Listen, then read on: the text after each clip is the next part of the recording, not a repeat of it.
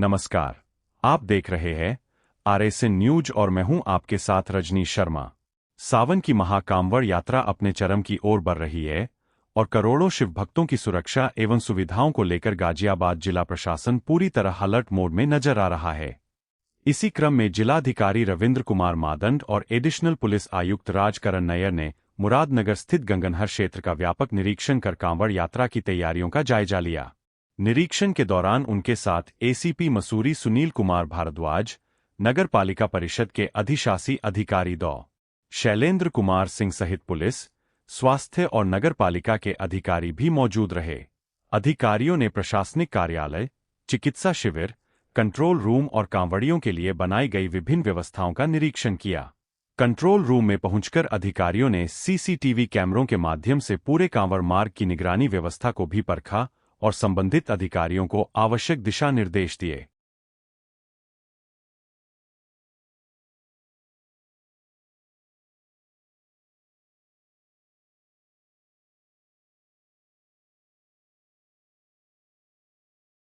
आज मैं और एडिशनल CP साहब आज हम पूरे जो हमारा कांवड़ रूट है उसके भ्रमण के लिए पूरी टीम के साथ में निकले हैं और ताकि जो हमने व्यवस्थाएं की हैं, जो प्रबंधन किया है, जो हमारे अधिकारी कर्मचारियों की ड्यूटी लगाई है उसको वेरीफाई किया जाए और साथ ही साथ जो अन्य आवश्यक व्यवस्थाएं की गई हों इंफ्रास्ट्रक्चर को लेकर उसको वेरीफाई किया जाए। तो सभी जगह इंस्पेक्शन किया गया है। हमारी ज़्यादातर चीज़ें हमें ठीक मिली है। पुलिस का डिप्लॉयमेंट भी जो नियत स्थान पे किया गया था वो सही है। उनको भी मोटिवेट किया गया है कि जो SOPs बनाए गए हैं उसके अनुसार जो ट्रैफिक का पूरा मूवमेंट रहेगा और जो हमारे कांवड़ रूट है उसका मूवमेंट रहेगा उसको उसी प्रकार से लागू करें। उसके तत्पश्चात हम लोग यहाँ पर मुरादनगर जो हमारा गंगनहर घाट है यहाँ पर आए। यहाँ भी व्यवस्थाएं हैं क्योंकि जल का स्तर अभी बढ़ा है तो उसको लेकर जो हमारी यहाँ पे फ्लड PSC NDRF की टीम है, पुलिस की टीम है, उनको भी हमने कहा है कि लगातार मुस्तैद रहें, किसी को भी बीच में जल की धार में जाके स्नान करने की अनुमति ना दें। लगातार PA सिस्टम के माध्यम से अनाउंसमेंट करते रहें और बाकी जो हमारा पूरा क्षेत्र है उसे हमने 24 सेक्टर और 108 सब सेक्टर में बांटा है। 11 जोनल ऑफिसर्स हैं जो लगातार फील्ड में काम कर रहे हैं और अन्य आवश्यक व्यवस्थाएं चाहे 160 किलोमीटर की सड़कों का गड्ढा मुक्तिकरण हो और 10,000 से हमारे ऊपर पोल थे बिजली के जिनमें वहाँ पे प्लास्टिक रैपिंग कराया गया है। लगभग 7,000 से ऊपर स्ट्रीट लाइट्स का भी इंस्टॉलेशन कराया गया है और 6 कंट्रोल रूम बने हैं, वॉच टावर्स हैं, 1500 से ऊपर CCTV कैमरे लगाए गए हैं जिनके माध्यम से पूरी व्यवस्थाओं को देखा जा रहा है। सर बोलो के लिए क्या कहेंगे जो आ रहे हैं बोले?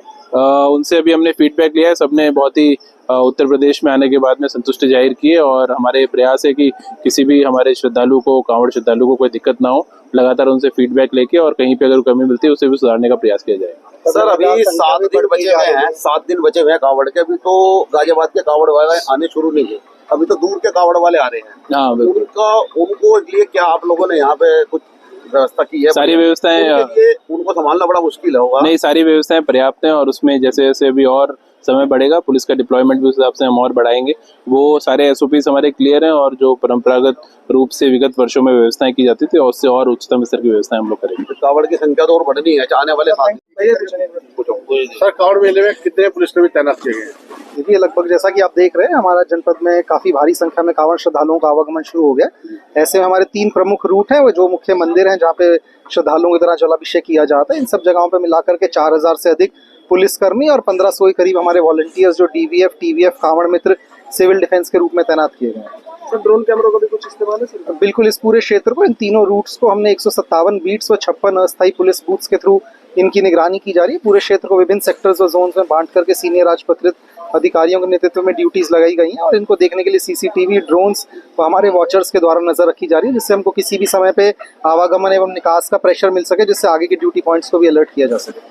इंटेलिजेंस वन वे हो गया है, ट्रैफिक पब्लिक आम जन को भी आना है और साथ में कांवड़ियों को भी आना है, तो उसके लिए क्या है? देखिए जैसा कि आप देख रहे हैं कि पुलिस के द्वारा पूर्व से ही जो हमारी ट्रैफिक डायवर्जन होगी उसके बारे में आप लोगों के माध्यम से सबको बताया गया था। हालांकि 4 तारीख से हम लोगों को ट्रैफिक डायवर्जन करना था, लेकिन श्रद्धालुओं की भीड़ को देखते हुए हमने 3 तारीख से ही ट्रैफिक डायवर्जन को चालू कर दिया। सबको पूरा प्रीवियस इन्फॉर्मेशन देते हुए इसको लागू किया गया और किसी को कोई असुविधा ना हो इसके लिए ट्रैफिक का कंट्रोल रूम भी जारी कर दिया गया, जिसमें रेलवे स्टेशन, एयरपोर्ट्स व अन्य जितने भी हमारे लोग हैं जिनको जनपद गाजियाबाद से आवागमन करना पड़ता है, जो यहाँ के स्थानीय नागरिक हैं, उनको किसी भी तरीके की असुविधा हो तो पुलिस के द्वारा उनकी मदद की जा रही है। सर, आपके बार पहले से ज्यादा भोले बढ़ने की उम्मीद जताई जा रही है, तो उसके लिए क्या तैयारियां हैं? देखिए, पिछले साल का जो आंकड़ा है, हरिद्वार से लगभग 4.5 करोड़ श्रद्धालुओं के द्वारा जल लिया गया था, तो इस चीज को नजर में रखते हुए कि हमने इसमें एक इंक्रीमेंट हो, कितनी संख्या बढ़ सकती है, उसी हिसाब से अपनी तैयारियां पिछले साल के मुकाबले बढ़ाई है। सर, मेरठ की तरफ से कोई बीमार आदमी आता है, एम्बुलेंस आती है, उसमें विशेष व्यवस्था भी बिल्कुल, जितने भी इमरजेंसी व्हीकल्स हैं उनके लिए हमारी ऑलरेडी एक एसओपी हमारी चल रही है। उसके अलावा रास्ते में भी हमने काफ़ी ज़्यादा सीएमओ साहब की मदद से, डीएम साहब ने काफ़ी मेडिकल कैंप्स लगाए हुए हैं, जिससे किसी श्रद्धालु को यदि रास्ते में भी कोई स्वास्थ्य संबंधी समस्या हो तो उन कैंप्स में जाकर के उनको इलाज मिल सकता है। जो रास्ते में प्राइवेट हॉस्पिटल्स पड़ रहे हैं, जो हमारे पास की CHC PHC है, वहाँ पे भी ड्यूटीज़ लगी हुई हैं ताकि किसी भी श्रद्धालुओं को यह असुविधा ना हो। सर, एक